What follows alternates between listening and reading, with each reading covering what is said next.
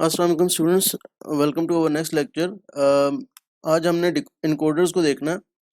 तो इस जो पिछला टॉपिक था डिकोडर्स, तकरीबन ये उसी के साथ लिंक्ड है। एग्जैक्टली तो नहीं, लेकिन तकरीबन डिकोडर कहते हैं कि इनकोडर्स जो है डिकोडर का इन्वर्ट काम करते हैं, रिवर्स काम करते हैं।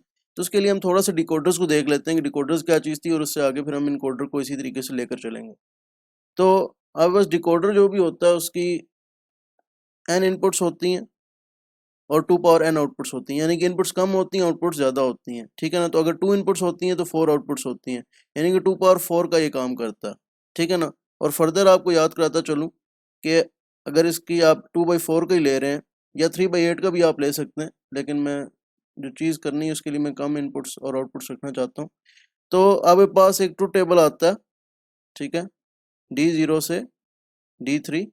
और अगर आप ये ट्रू वर्जन वाला लेते हैं जिसमें एक वक्त में एक आउटपुट 1 होती है, तो आपके इनपुट पर 4 कम्बिनेशन में एक वक्त पर सिर्फ एक, तो 0 0 जो नंबर है, जो 0 बाइनरी बनता है उस पर D0 1 होता है।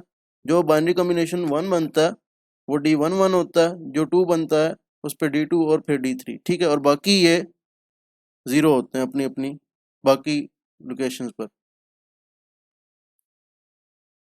ठीक है। तो इसी तरह जो 3/8 का डिकोडर होता है उसकी D7 तक आउटपुट्स होती हैं और 3 इनपुट्स होती हैं। ठीक है ना। और इसी तरीके से उनका भी ABC अगर आप कर लें तो 8 कॉम्बिनेशन पर सिर्फ एक आउटपुट एक वक्त में 1 होती है, उसका भी डायगोनल टाइप फंक्शन आता है। ठीक है। अच्छा, इनकोडर क्या करेगा? इनकोडर इसका रिवर्स काम करेगा। आपके पास सिर्फ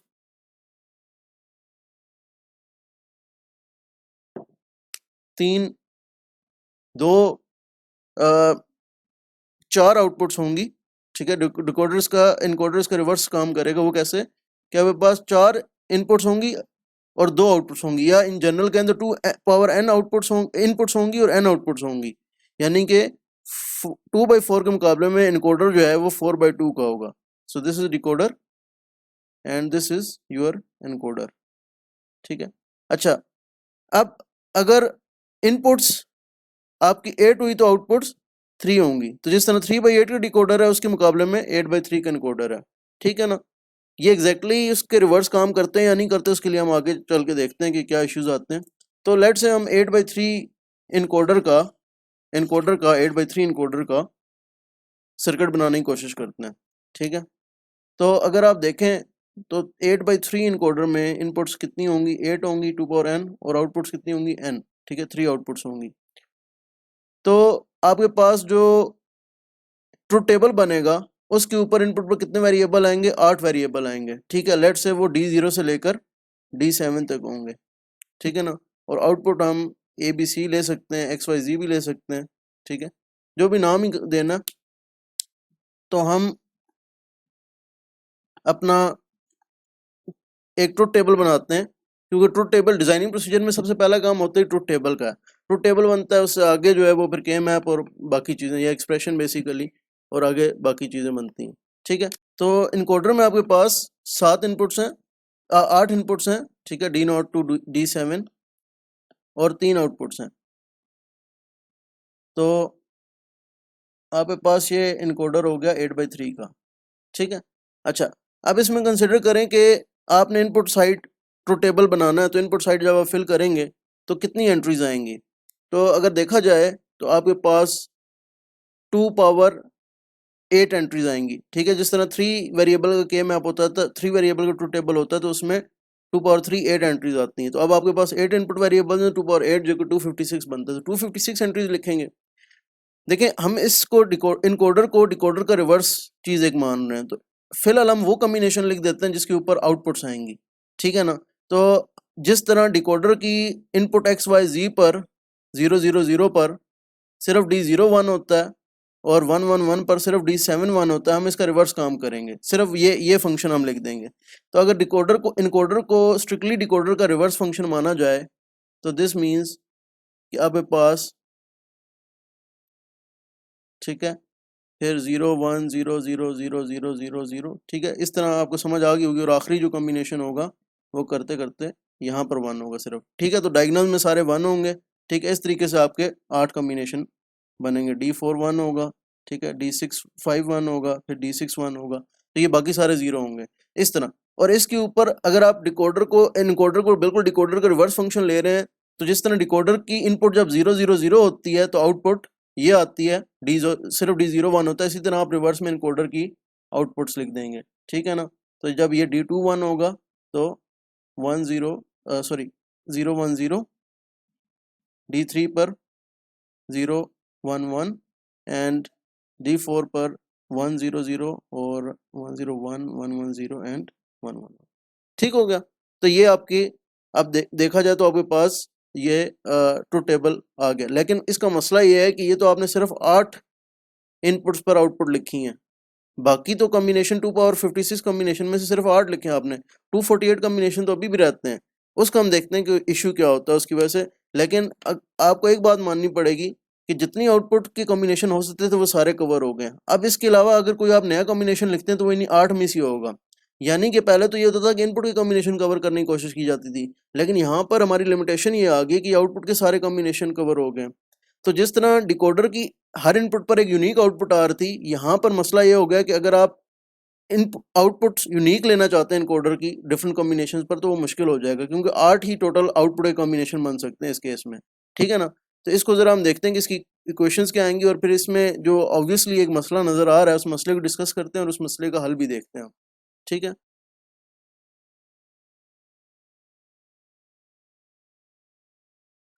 तो ये वही ट्रुथ टेबल है जो कि मैं बनाना चाह रहा था। तो इसके अंदर ऑब्वियसली सिर्फ 8 एंट्रीज हैं, ठीक है, बाकी 248 एंट्रीज नहीं है, ठीक है। सिर्फ इन 8 एंट्रीज को देखते हुए फिलहाल हम अगर इक्वेशन लिखना चाहें तो हम कह सकते हैं कि x जो है वो D4 D5 D6 D7 में से कोई एक 1 होगा तो x4 1 होगा, x 1 होगा, ठीक है। तो आप देख रहे हैं कि x तब 1 है जब D4 D5 D6 D7 में से कोई भी एक 1 है। इसी तरह y आप देख लें, D3 D4 और D6 D7 जब 1 है तब भी जो है वो y1 है, ठीक है। तो इस तरीके से आप ये कॉम्बिनेशन बना सकते हैं। अच्छा, अब ये कंसिडर करें कि आपने ये इक्वेशंस ली और ये सर्किट बना दिया, तो अगर आप D3 और D6 को इकट्ठा 1 कर देंगे, देखें अभी तो हम ये बात कर रहे हैं ये 8 कॉम्बिनेशन के अलावा भी तो बहुत सारे कॉम्बिनेशन इन 8 कॉम्बिनेशन में आ सकते हैं। तो ऐसा कॉम्बिनेशन आ गया कि जी ये देखें 0 0 0 1 और फिर D6 भी 1 होगा, 0 0 1 0। तो फिर ये सर्किट क्या करेगा? तो ये सर्किट अगर D3 और D6 दोनों 1 हो जाते हैं तो आप इक्वेशन में इनपुट डालें, देखें D6 की वजह से ये 1 हो जाएगा, ये Y भी 1 हो जाएगा और Z भी 1 हो जाएगा। तो D3 और D6 की वजह से जब आप दोनों को 1 करेंगे तो ये D7 वाला कॉम्बिनेशन आएगा।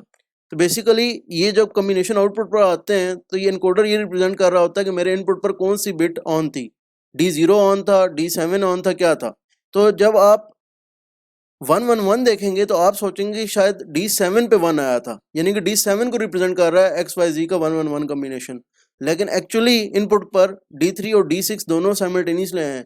तो जो ये 7 है 111, ना तो ये D3 का कॉम्बिनेशन है और ना ही D6 का कॉम्बिनेशन है। तो यहाँ पर एक गड़बड़ है, ठीक है ना। इस गड़बड़ को हम ठीक कैसे करते हैं, उसके लिए इसके ऊपर नहीं करेंगे हम, 4/2 के प्रायोरिटी 4/2 के इनकोडर पे करेंगे।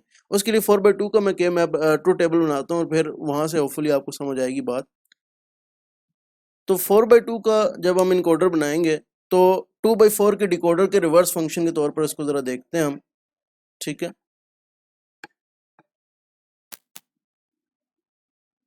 तो आपके पास डिकोडर की इनको डिकोडर 2/4 डिकोडर की आउटपुट्स कितनी होती हैं? 4 आउटपुट्स होती हैं, D0 से लेकर D3 तक। तो इनकोडर जो इसका रिवर्स है उसकी इनपुट्स हो जाएंगी 4, यानी कि D0 से लेकर D3 तक, ठीक है। और 2 आउटपुट्स हो जाएंगी, ठीक है ना, XY कह देते हैं उनको फिलहाल।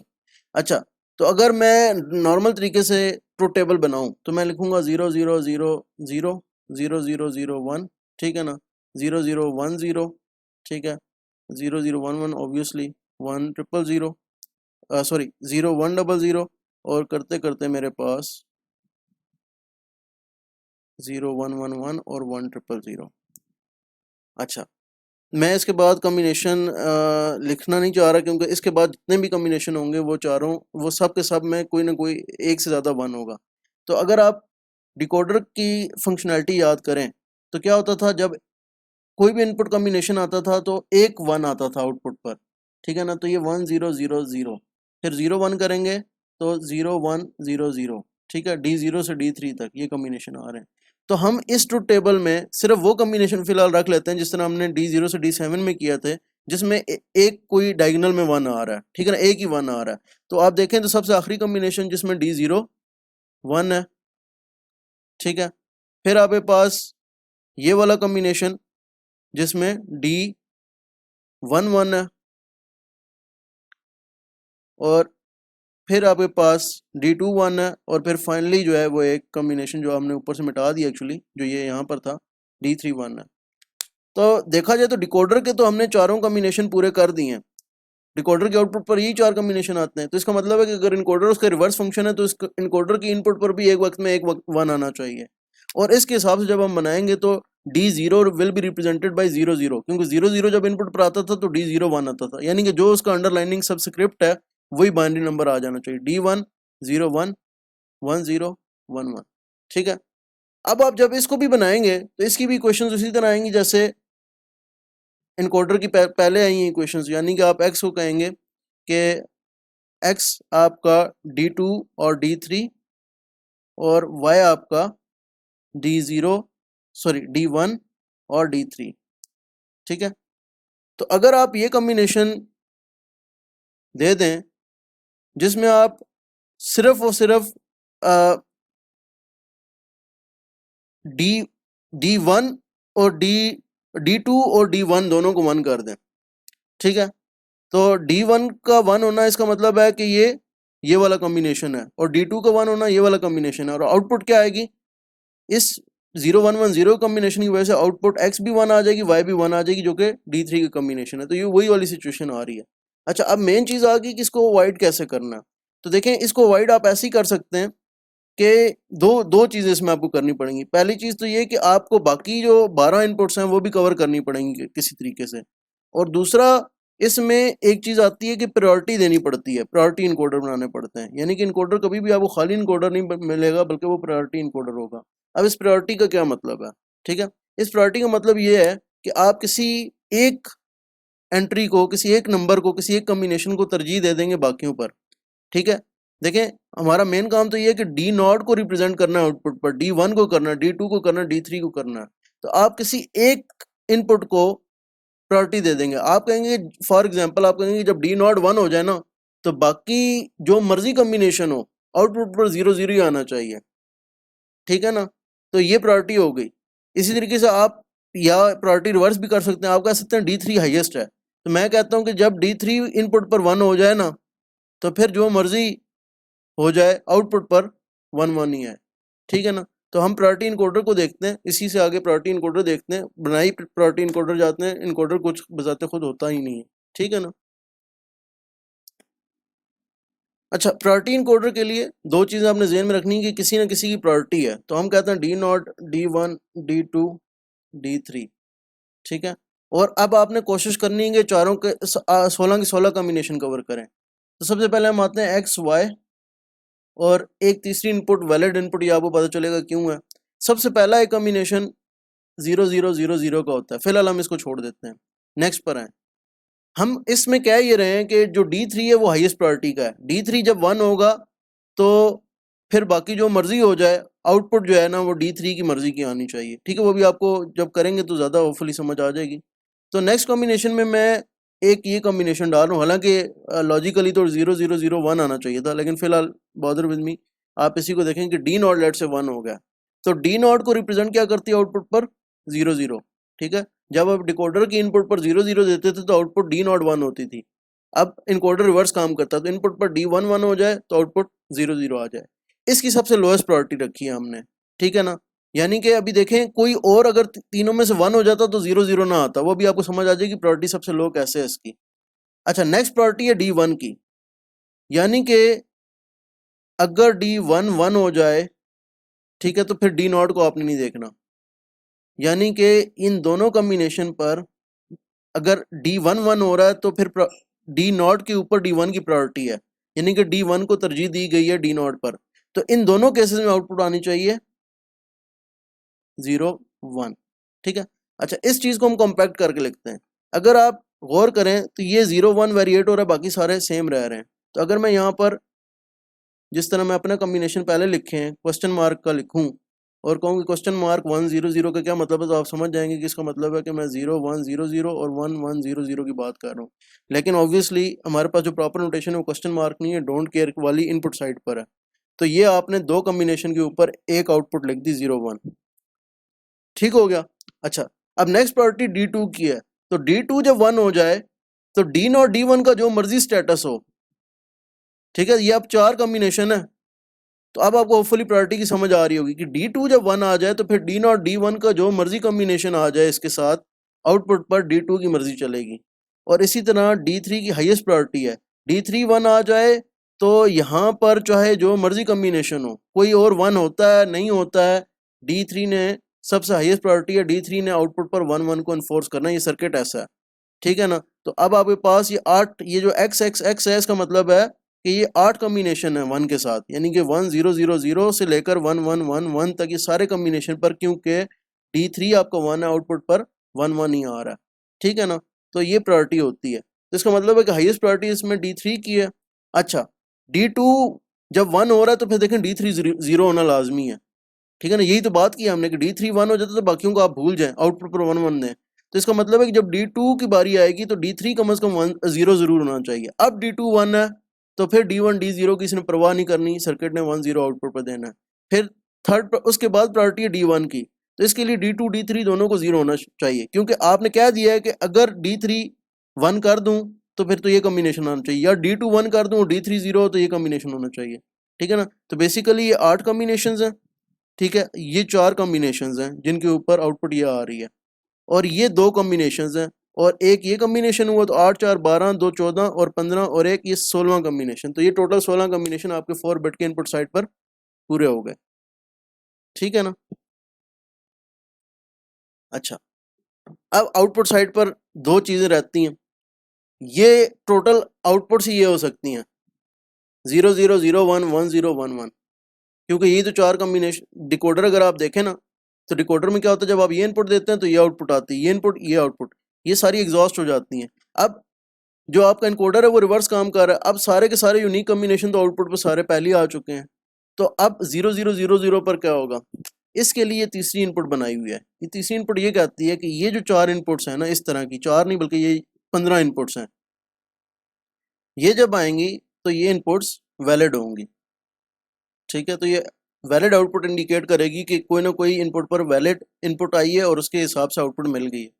जब ये इनपुट आएगी, अब क्योंकि इसमें एक भी डी जो है वो इनपुट जो है वो 1 नहीं है, तो ये इंडिकेटर इस चीज़ का है कि आपकी जो आउटपुट है वो, क्योंकि ऑब्वियसली आप ये डिकोडर का रिवर्स फंक्शन है, तो डिकोडर में एक वक्त में एक आउटपुट 1 होती है, वरना हमने एक तो वैसे डिसेबल इनेबल का फंक्शन पढ़ा है, लेकिन फिलहाल इधर इनेबल नहीं है, तो वैलिड आउटपुट 0 होगी।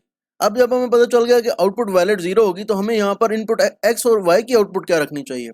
देखें, वैलिड आउटपुट इनवैलिड होने का मतलब ही है, जब वी 0 आया तो आउटपुट इनवैलिड है, इसका मतलब ही है कि आपको एक्स और वाई के ऊपर देखने की जरूरत ही नहीं, एक्स वाई पे क्या कॉम्बिनेशन आ रहा है। एक्स वाई पे कॉम्बिनेशन तब देखना आपने जब इनपुट पर 1 आया हो, ठीक है ना। अब इस वजह से जब ये काम होगा, इस वजह से आप इसको कहेंगे कि आप you don't care about this, कि यहाँ पर अब इनपुट्स क्या होती हैं, आउटपुट्स क्या होती हैं, you don't care about that, ठीक है। तो इसका मतलब है कि ये डोंट केयर, ये अब प्रॉपर डोंट केयर है जो के मैप में जाना है, ठीक है ना। ये जो डोंट केयर है ये के मैप वाला नहीं है, ठीक है। अच्छा, अब मैंने के मैप बनाना है तो मैं थोड़ी सी लोकेशन स्पेस लेता हूँ। के मैप मैंने बनाना है एक्स का, वाई का और वी का। तो पहले मैं एक कॉलम लेता हूँ जिसका मैंने के मैप बनाना है, वो एक्स है, ठीक है। तो अब ये जब मैं एक्स का के मैप बनाऊंगा, ठीक है, तो ऑब्वियसली 4 इनपुट्स हैं, ये मैं एक के मैप बनाऊंगा, बाकी आपने खुद देखना। वाई का, चलें फिर देखते हैं। D0 D1 D2 D3, ठीक है। 0 0 0 1 1 1 1 0 0 0 0 1 1 1 1 0। अच्छा, अब थोड़ा सा क्योंकि ट्रुथ टेबल कंफ्यूजिंग है तो इसके लिए थोड़ा देखना पड़ेगा कि कहाँ कहाँ डाटा फिल करना, वरना जो ट्रुथ टेबल होता है नॉर्मली एक सीक्वेंस में होता है, 000 के पास 0001 आता है और इस तरीके से। अच्छा, सबसे पहला कम्बिनेशन है ही एक डोंट केयर वाला, तो इधर डोंट केयर आ रहा है, ये तो आप फिल कर देंगे। सेकंड कम्बिनेशन भी एक ही कम्बिनेशन है जिसमें डी नॉट डी वन दोनों 10 है, तो वो ये वाली रो बनती है, ठीक है। और D2 D3 जो है आपके पास वो 00 है, बेसिकली ये कॉलम बनता है, ये रो और ये कॉलम बनता है, ठीक है ना। आप D0 D1 और D2 D3 की इस हिसाब से देख सकते हैं कि क्या। और इधर आउटपुट एक्स की क्या है, ये मैंने 1 लिख दिया, आउटपुट एक्स की इधर 0 है। लिखे ना लिखें लेकिन फिलहाल लिख लेते हैं क्योंकि हम एक सीक्वेंस में जा रहे हैं, वैसे तो सिर्फ 1 वाली लिखनी चाहिए। अच्छा, ये जो इनपुट है डोंट केयर 1, ये आप लें वो इसी तरह क्वेश्चन मार्क 1 0 0, तो इसका मतलब 00 का कॉलम और क्वेश्चन मार्क 1 का मतलब 00 01 और 11, ठीक है। तो 00 का कॉलम ये रहा, D2 D3 ये रहे, और 0111 ये रहा, इधर भी 0 होगा। वैसे इसमें हमारे पास आसानी ये होगी कि अब हमें देखने की जरूरत नहीं कि 1 बाकी, क्योंकि देखें ये सारे कॉम्बिनेशन आपने कवर कर लिए और ये बाकी कॉम्बिनेशन है, ठीक है ना। और बाकी कॉम्बिनेशन में एक्स हर जगह पर 1 ही है, ठीक है ना। तो अब मैं सोच रहा था वाई का शायद मुझे के मैप ना बनाना पड़े, लेकिन अब थोड़ी सिचुएशन ट्विस्टिंग आ गई तो मुझे वाई का के मैप बनाना पड़ेगा। बहरहाल अभी पहले एक्स का बनाते हैं। ऑब्वियसली अगर इधर 0 है और ये बाकी कवर हो गए तो बाकी सारे कॉम्बिनेशन पर 1 है, ठीक है ना। 1 1 1 1, ठीक है। तो ये के मैप का तो बड़ा एक्सप्रेशन सिंपल सी बन रही है, ठीक है, ठीक है। तो ये दो ग्रुप्स आ रहे हैं, तो एक्स की एक्सप्रेशन क्या बन जाएगी, अगर आप देखेंगे तो यहाँ तो D0 D1 का तो फर्क पड़ ही नहीं रहा। D2 इस ग्रुप के लिए, सॉरी इस ग्रुप के लिए वैसे D3 आएगा, इस ग्रुप के लिए D2 आएगा, ठीक है ना। और इस 8 वाले ग्रुप के लिए D3 आएगा और दोनों और होंगे, ठीक है। तो ये एक्स की एक्सप्रेशन बन गई, इसको हम साइड पर लिख लेते हैं और वाई की एक्सप्रेशन देखते हैं। वाई की एक्सप्रेशन के लिए वाई का ट्रुथ टेबल देखते हैं और वाई का कॉलम देखते हैं।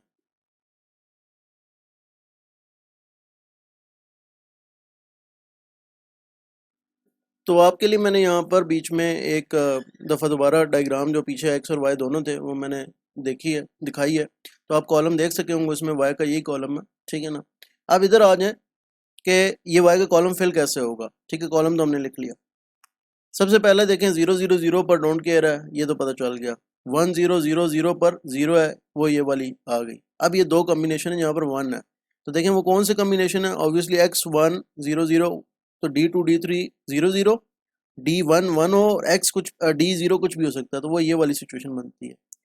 यहाँ पर 0 है, ठीक है ना, हम इस दफ़ा 0 को लिखते ही नहीं है, 1 वाली लिखते हैं सिर्फ, ठीक है ना।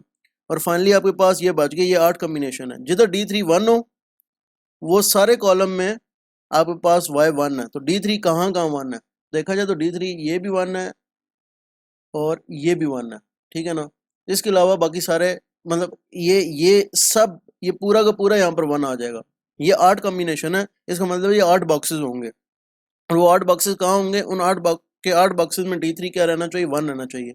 तो वो वायद ये 8 बॉक्सेस हैं जिनके अंदर D3 1 रहता है। 8 मिनटम 8 बॉक्सेस, ठीक है। तो D3 1 रह रहा है, तो इसका मतलब है कि यहाँ पर 1s इधर आएंगे, ठीक होगा। अब इसका के मैप बनाएं। अब कोशिश करें कि एसेंशियल प्राइम इम्प्लीकेंट से लेकर चलें, ठीक है ना। लेकिन उसके अंदर भी आपको पता चलेगा कि एसेंशियल प्राइम इम्प्लीकेंट छोटे से जब आप लेकर चलते हैं तो इस 1 की वजह से मुझे ये वाला ग्रुप बनाना पड़ता है। और no, I don't need to cover this, ये डोंट केयर मैं कवर करने लगा था, ये वही गलती है जो मैं आपको मना करता रहता हूँ। और एक आप ये, तो डोंट केयर को कवर करने की ज़रूरत नहीं है, ठीक है ना, ऐड के ग्रुप से काम चल जाता है। अच्छा, तो अब पास जो एक्सप्रेशन आ जाती है वाई की, that comes out to be, red वाला वो ग्रुप ग्रीन वाले का पहले लिख लेते हैं, दैट इज़ D3। और देखें इत्तेफाक की बात है कि आया भी सिर्फ D3 1 होने की वजह से था, और ऐसे ही होता है actually. And your next combination is, ये इसकी रेड का जो ग्रुप आएगा D1 and D2 complement, D1 D2 complement, ठीक है। तो ये आपके पास y का आ गया। v रह गया, ठीक है। v के लिए बड़ा सिंपल सा काम होगा, वो मैं इसी के मैप की उसकी बनाने की ज़रूरत नहीं है।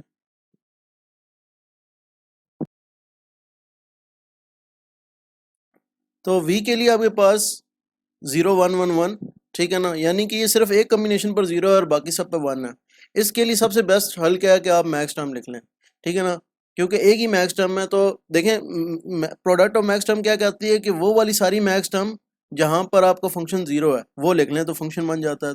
तो टोटली एक मैक्स टर्म है तो प्रोडक्ट तो बात ही बात की हो गई ना, बात तो ख़त्म होगी प्रोडक्ट की। और वो मैक्स टर्म आप देखेंगे वो है D0 D1 D2 और D3। तो अगर आप वैसे भी ध्यान करें ना तो आपको समझ आएगी, अच्छा मैं कोई भी 1 पुट कर दूं तो वैलिड ने 1 हो जाना है। तो ऑब्वियसली यही तो हम बात कर रहे हैं कि सिर्फ 0 0 0 0 पर 0 हो, बाकी सब पर 1 हो। तो ये आपके पास आपके पास सर्किट की आउटपुट्स, 3 आउटपुट्स आ जाती हैं, ठीक है। अब इसको सर्किट को कैसे बनाना है, उसके लिए मैं एक्स वाई और वी यहाँ पर लिखता हूँ। और सर्किट, अब आपको के मैं ट्रूथ टेबल की ज़रूरत नहीं रही है क्योंकि आपने एक्सप्रेशन बना ली है, ठीक है ना। तो फिर इसको सर्किट बनाते हैं। अच्छा, एक स्टेप और बीच में सिंप्लीफिकेशन के लिए हम देख सकते हैं, हालांकि शायद हमें करने की ज़रूरत ना पड़े ख़ास, लेकिन क्योंकि ख़ास जिस तरह मैंने बताया था ना BCD के केस के अंदर जो है वो जब BCD टू XS3 का कोड कन्वर्टर बना रहे थे तब हमारे पास एक सिचुएशन आई थी जिसमें हमने नॉन स्टैंडर्ड फॉर्म में करके तो कुछ कॉमन कंपोनेंट्स से वो हमने ले लिए थे। तो इसमें देखें तो X D2 और D3 है और ये V के साथ D2 और D3 भी यूज़ हो रहा है, और बाकी मेरे ख्याल है कोई इस तरह की कॉमन चीज़ है नहीं है, ठीक है। तो इसका सर्किट जो है वो बन जाएगा आपके पास, X आप बनाएंगे D2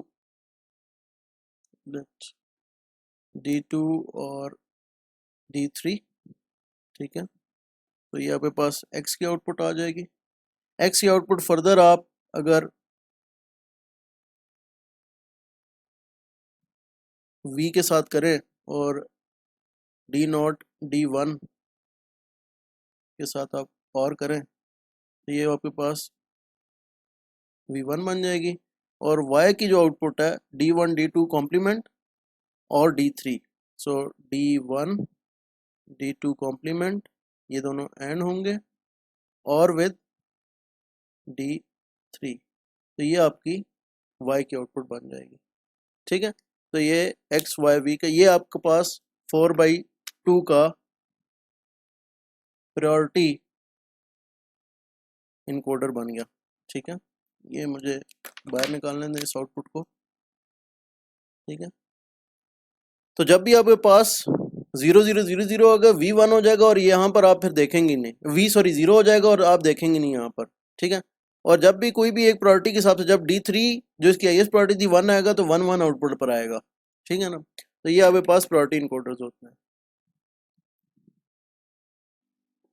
तो डिकोडर और इनकोडर का तकरीबन टॉपिक, मतलब इनकोडर का एक्चुअली ख़त्म हो चुका है, लेकिन इसके बारे में, इन दोनों के बारे में एक दो बातें करना ज़रूरी है। तो मैं पहले प्रायोरिटी इनकोडर की बात करता हूँ। प्रायोरिटी इनकोडर में एक चीज़ यह है कि अभी तो हमने एक किस्म का प्रायोरिटी इनकोडर देखा है ना, ठीक है ना, जिसके अंदर D3 की हाईएस्ट प्रायोरिटी थी, यानी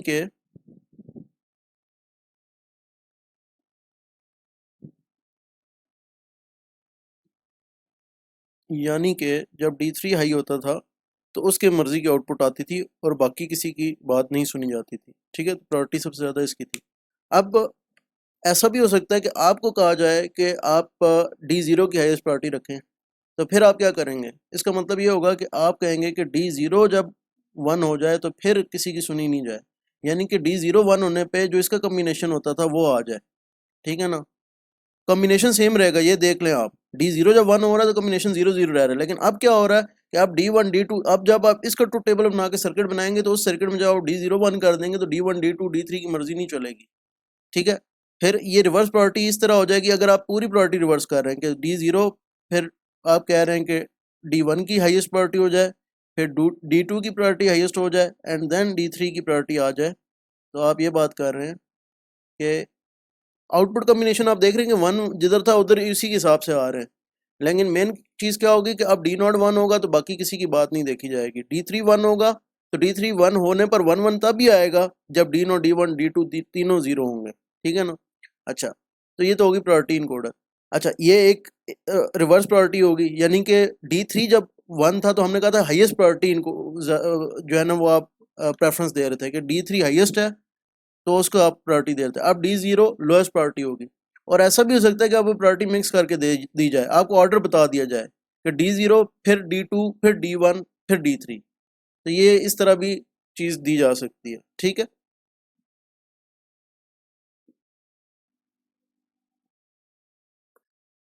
अच्छा, डिकोडर और इनकोडर के बारे में आखिरी बात, अभी तक हमने ये नहीं देखा कि इनका एक्चुअल फंक्शन क्या है। तो और मैंने पहले शुरू में जिक्र किया था कि कुछ डाटा मैनिपुलेशन के सर्किट होंगे और कुछ अरिथमेटिक के होंगे। तो बाइनरी मल्टीप्लायर, मैग्नीट्यूड कंपैरेटर, ये वाले सारे पता चल रहा था इनके नाम से और इनके फंक्शन से नज़र आ रहा था कि ये कर क्या रहे हैं। डिकोडर और इनकोडर का क्या फंक्शन है? अच्छा, डिकोडर और इनकोडर ये आपस में जिस तरह रिवर्स है ना, ये बेसिकली जो इन्फॉर्मेशन हैंडलिंग है, ठीक है ना, उसके साथ डील करते हैं। किसी इन्फॉर्मेशन को इनकोड कर देना, इनकोड एक लफ्जी मायने अगर इसका लें या एक मफहूम लें जो समझ आने वाली बात है, वो ये है कि इनकोडिंग का मतलब है कि किसी चीज़ को छुपाना, ठीक है, सीक्रेसी करना। इस केस में जो इनकोडिंग हो रही है वो ये इनकोडिंग हो रही है कि एक बड़ा कम्बिनेशन था वो छोटे में इनकोड हो रहा है, ठीक है ना। तो मतलब एक एग्जैक्ट सेंस नहीं बनती उसकी, लेकिन इनकोडिंग जब आप जनरल टर्म पढ़ेंगे ना कहीं भी, तो इनकोडिंग का मतलब वहाँ पर ये लिया जा रहा होगा कि एक कोड को किसी दूसरे कोड में तब्दील करते हैं और उसके डिफरेंट बेनिफिट्स होते हैं, ठीक है ना। ज़्यादातर सिक्रेसी की वजह से किया जाता है, लेकिन यहाँ पर हमारा मेन मकसद कोई इंफॉर्मेशन की सिक्रेसी नहीं है, बल्कि अक्सर ऐसा भी होता है जो कि हमारा बिल्कुल बिल्कुल हमारी स्पेसिफिक कंडीशन के हिसाब से, कि कभी कभार आपके पास जो डाटा के जो एक्चुअल कम्बिनेशन होते हैं वो बहुत कम होते हैं जो यूजेबल होते हैं, लेकिन वो जो बिट्स यूज़ की जा रही होती हैं उनको करने के लिए बहुत ज़्यादा होते हैं। फॉर एग्जांपल जैसे कि आपने देखा 8/3 का इनकोडर की बात करें तो 8 टोटल कम्बिनेशन थे जिसके अंदर एक एक वन था, और बाकी 256 कम्बिनेशन ऐसे थे, 248 कम्बिनेशन ऐसे थे जिनको हमने ट्रुथ टेबल में भी नहीं लिखा। इसका मतलब है कि आपकी इन्फॉर्मेशन शायद आई यू नॉट कम्बिनेशन में रही है, बाकी 248 कम्बिनेशन एक्चुअली फजूल है वैसे ही, ठीक है ना। तो इस केस के लिए आप जब इस तरह की सिचुएशन होती है तो आप कहते हैं कि ये 8 कम्बिनेशन जो है टोटल, ये अगर मैं चाहूँ तो 3 बिट में भी इनकोड कर सकता हूँ। तो आप ये करते हैं कि अच्छा कोई अगर कोई फिजिकल मशीन है या कोई चीज़ ऐसे काम कर रही है तो आप ये करते हैं कि आप उसको इनकोड करते हैं 3 बिट्स में, और आप अपना जो है ना वो काम आगे चलाते हैं कि ये 3 बिट्स में इनकोड हो गया, ठीक है। अब आपके पास इन्फॉर्मेशन पूरी की पूरी है रिटेन है, लेकिन अब कम बिट्स में, तो ये कम बिट्स आप आगे भेजते हैं, ठीक है ना। और डिकोडर ऑब्वियसली इसका रिवर्स काम करता है, तो इसका मतलब है कि इनकोडर पहले काम कर रहा है फिर डिकोडर काम कर रहा है, ठीक है ना। तो या फिर ये मतलब यही बात है कि डिकोडर कहीं से इन्फॉर्मेशन आ रही है जो कंप्रेस्ड है और आपने उसको एक्चुअल फॉर्म में वापस लाना है, तो डिकोडर इस तरह का काम करता है। जिस तरह BCD टू 7 सेगमेंट डिकोडर है उसका भी एक यूनिक पर्पस है। 4 बिट्स इनपुट पर होती हैं और 7 बिट्स आउटपुट पर वो ऐसे देता है कि वो LEDs को जो है 7 सेगमेंट डिस्प्ले आपकी उसको ऑन कर सके, ठीक है। तो ये भी डाटा चेंज करने के लिए डाटा मैनिपुलेशन है बेसिकली डिकोडर इनकोडर दोनों की, ठीक है ना। तो ये आपने चीज़ ध्यान में रखनी डिकोडर इनकोडर के। लेट मी सी कि टाइम कितना, फिर मल्टीप्लेक्सर का हम स्टार्ट करते हैं, ठीक है। स्टार्ट ही हो पाएगा पूरा टॉपिक तो नेक्स्ट लेक्चर में ही खत्म होगा, एंड होगा। अच्छा, मल्टीप्लेक्सर को बड़े सिंपल लेवल पर हम देख लेते हैं और ऑब्वियसली कल दोबारा डिस्कस करेंगे इसको।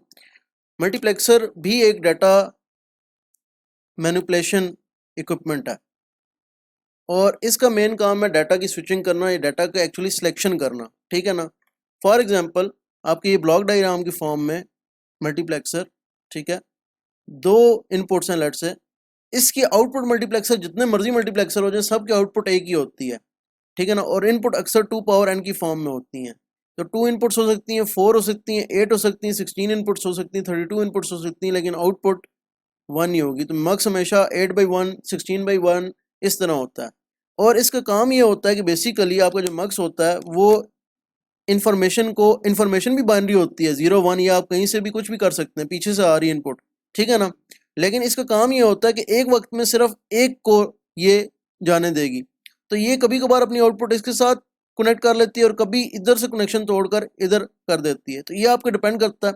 हो सकता है कि आपकी कोई इन्फॉर्मेशन पीछे से स्विचिंग आ रही हो, ठीक है, कभी लाइन 1 एक्टिव होती है, कभी लाइन 2 एक्टिव होती हो।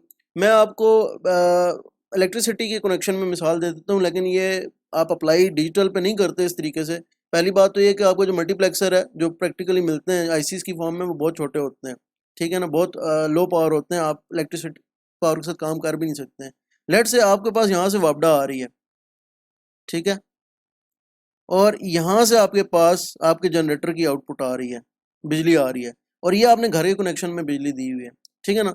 अब आप चाहते ही ये हैं कि जब तक वापडा आ रही हो तो मैं वापडा से कनेक्टेड रहूँ, और जैसे ही वापडा ऑफ हो जाए, मुझे कहीं से सिग्नल मिलता है, मैं जनरेटर के साथ कनेक्ट कर लूँ, ठीक है ना।